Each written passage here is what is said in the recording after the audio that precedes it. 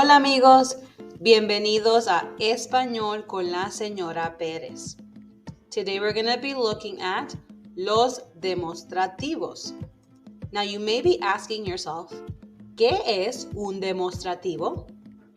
A demostrativo can be special adjectives or determiners used to identify or express the relative position of a noun in time or space. Now, you might know these as this, that, these, and those in English, right? Now, remember that when we're talking about nouns and adjectives, we have male or masculine and female or feminine. Now, we're going to look at the singular, masculine, and feminine demostrativos. Here they are. So for masculino, we have este, ese, and aquel. Femenino, we have esta, esa, and aquella. Remember, these are talking about distances between the noun and what you're talking about. So este and esta are things that are fairly close to you. Ese and esa are mid-distance. They're not really that close to you, but they're not very far. And aquel and aquella are pretty far away. Here's another example that will help you visualize this. So we have our subject, right? Our little boy in the yellow shirt waving his hand. And the soccer ball, right? We have esta pelota de fútbol. It is fairly close to him. Then we have his friend, ese amigo. He's at a mid-distance. Lastly, we have aquella portería. That soccer goal all the way over there. And you can tell that our demostrativo matches with our subject, masculine and feminine. Always remember, what is the distance between the noun and that subject that you're talking about? Now let's go ahead and look at the plural. So now we have the plural masculino.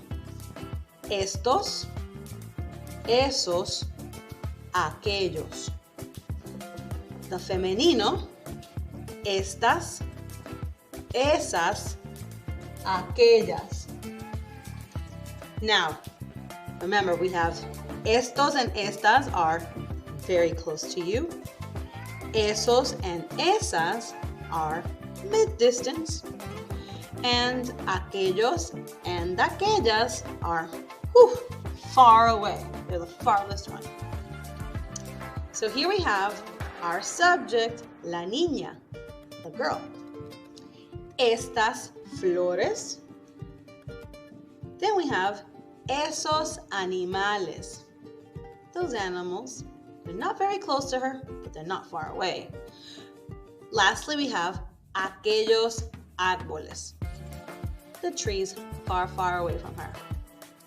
Now, you always have to remember to ask yourself, what is the distance of the object from the subject? Super duper important. Always ask yourself that. So now that we have gone over these, vamos a practicar. We're going to practice. Remember that I'm always going to give you a couple of examples, and I suggest that you pause the video on a piece of paper, kind of jot down the answers or keep them stored in your mind, and then play the video for the answers. Remember, the more that you practice, the better you're going to get. All right, so here's the examples that we're going to have. We have 4. First one says, blank es una bicicleta. Right below it, you have the English translation to maybe help you. Number 2, blank montañas son más altas que blank. Number 3, blank chico que ves allá es mi primo. And our last one, me gustan blank anillos. So go ahead, pause the video, jot down your answers, and then keep playing. All right, let's go ahead and check our answers. Esto es una bicicleta. Esas montañas son más altas que aquellas de allá. Aquel chico que ves allá